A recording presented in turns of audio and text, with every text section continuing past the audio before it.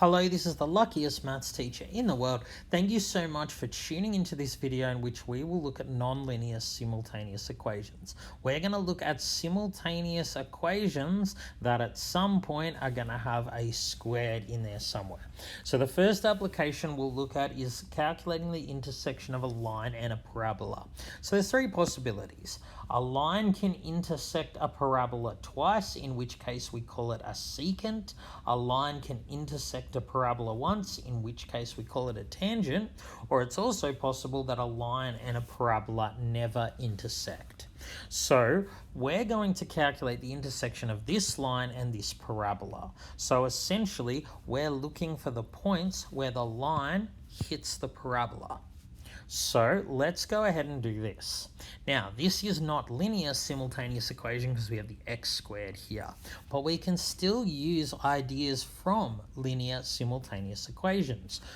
When we did linear simultaneous equations, if you had y equals in both equations, you just substitute one into the other. That's exactly what we're going to do here.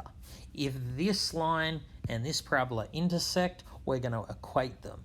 See, where these two intersect is where their x and y values will be the same in each equation. So if their y values are equal, then this y must equal this y. What that means is the first line must equal the parabola.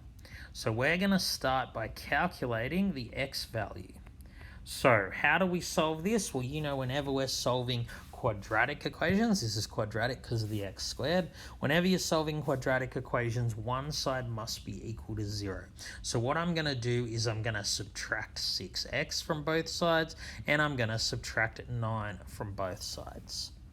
So solving this equation is now easy. Two numbers that multiply to 1 and add to 2, positive 1 and positive 1. The only solution is x is negative 1.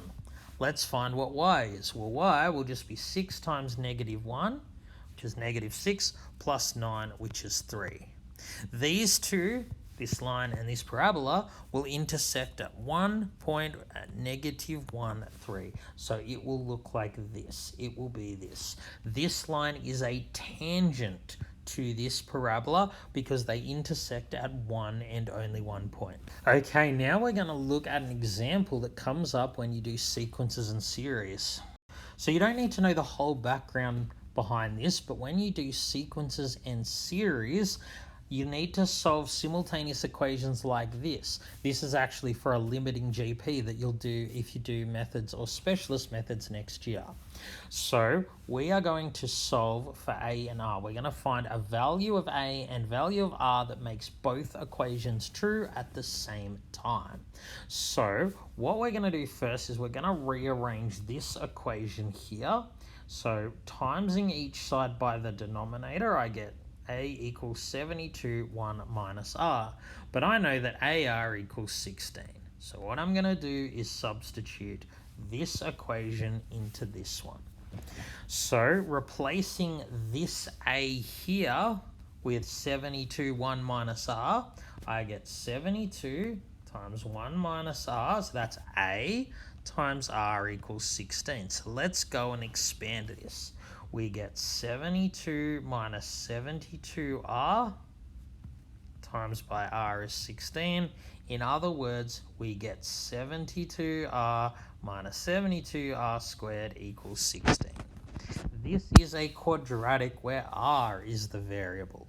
So again, we need to make one side equal to 0. So what I'm going to do is I'm going to subtract 72r from both sides, and I'm also going to add 72r squared.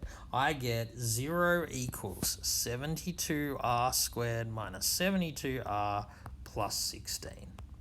Okay, how do I solve that? Probably going to be easiest to use the quadratic formula.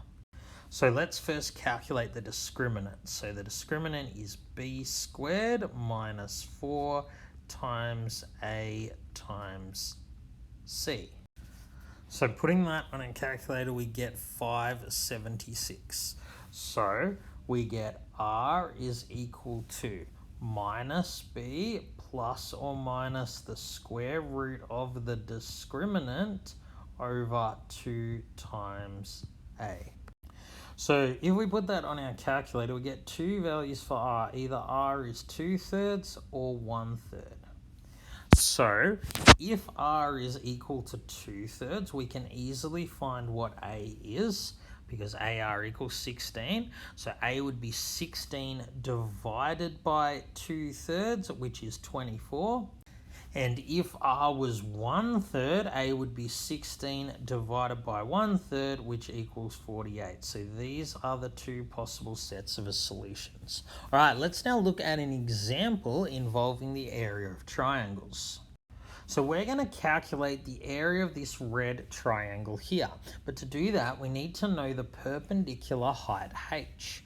Now it turns out for equilateral or isosceles triangles, finding h, the perpendicular height, is actually pretty easy. But for a scalene triangle like this, it's a bit harder. We're going to use Pythagoras and simultaneous nonlinear equations. Now it turns out we have two right-angled triangles, this one and this one. So from this first right-angled triangle, using Pythagoras, we have shorter side squared plus shorter side squared is equal to longer side squared. From this bigger triangle, we have shorter side squared, but this time the longer side is 11 plus x. And that equals longer side squared. So we've used Pythagoras twice. So how are we going to solve these simultaneously? First thing we're going to do is expand this one.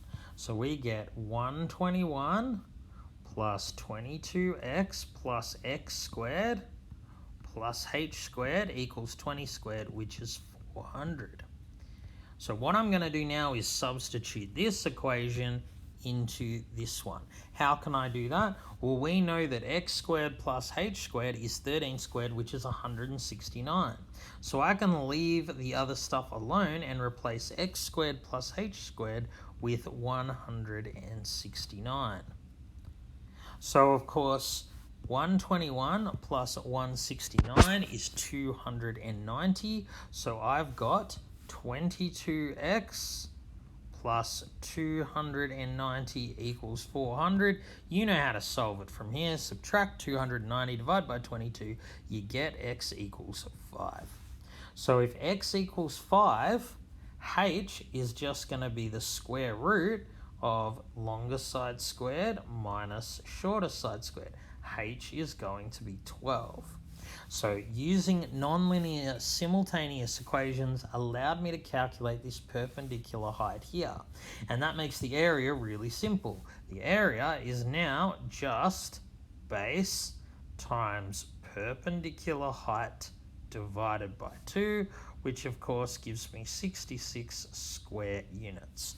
All right, thank you so much for tuning into this video. This has been the luckiest maths teacher in the world. Have a great day.